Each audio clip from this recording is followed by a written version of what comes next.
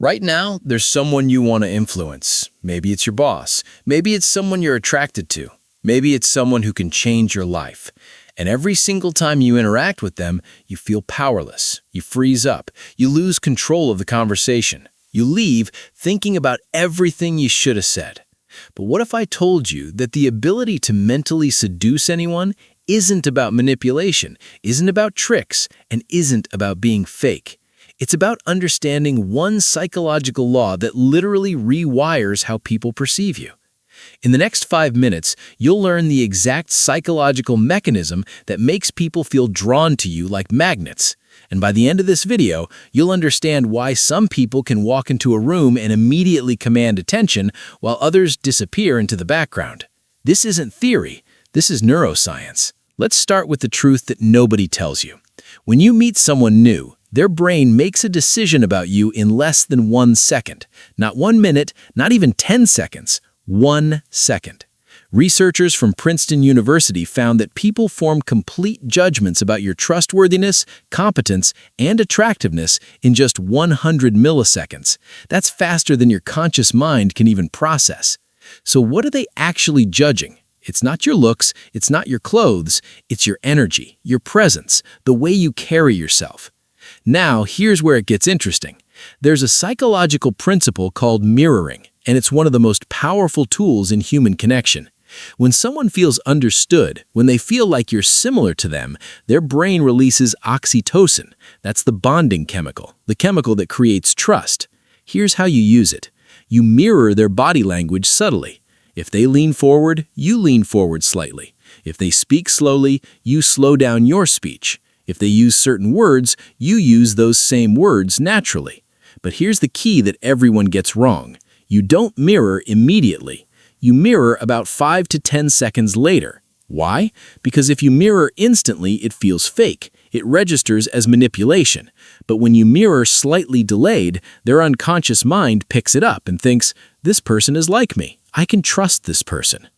But mirroring is just the warm-up. The real weapon is something called strategic vulnerability. People don't feel seduced by perfection. They feel seduced by authenticity mixed with confidence. When you share something real about yourself, something slightly personal but not overly dramatic, you trigger what psychologists call the reciprocity principle. They unconsciously feel obligated to open up to you in return. And when someone opens up to you, they've already decided you're important. Here's a practical example. Instead of saying, I'm really good at my job, you say, I used to struggle with confidence, but I learned this one thing that changed everything. Notice the difference? The second one creates connection because it's real. People don't bond over your strengths, they bond over your growth. Now let's talk about the third principle, and this is what separates ordinary from extraordinary. It's called genuine curiosity. Most people go into conversations thinking about what they want to say, what impression they want to make. That's why they fail. The people who mentally seduce anyone are those who are genuinely curious about others. They ask real questions, they listen. And here's what's crazy. When you actually listen to someone, when you make them feel heard, they feel valued. They feel important. And when people feel important around you, they want to be around you more.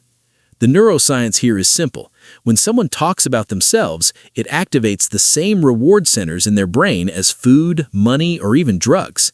So when you give people your full attention and ask genuine questions about their life, their opinions, their experiences, you're literally giving them a dopamine hit. They associate that good feeling with you. But here's the secret that most people miss. After you've mirrored, shown vulnerability, and made them feel heard, you need to create one small moment of differentiation. This is where you show your unique value. It could be an interesting perspective on something they said. It could be a relevant story that shows your experience. It could be a skill or knowledge that impresses them.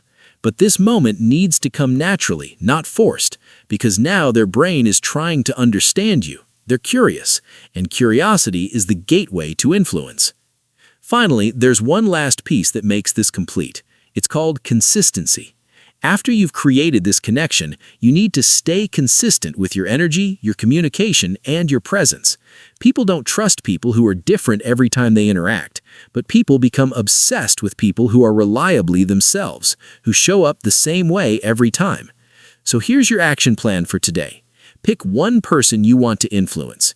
In your next interaction, focus on these 3 things. First, mirror their body language and speech patterns subtly. Second, share something real about yourself early. Third, ask genuine questions about them and actually listen. Don't think about what you'll say next, just listen. Then, share one unique insight or perspective. Watch what happens. The psychology of mental seduction isn't about manipulation, it's about understanding human nature so deeply that you naturally create connection, trust, and influence. And the crazy part? When you do this authentically, everyone wins. They feel understood, they feel valued, and you get what you need. This is how you mentally seduce anyone, not through games, but through genuine human psychology.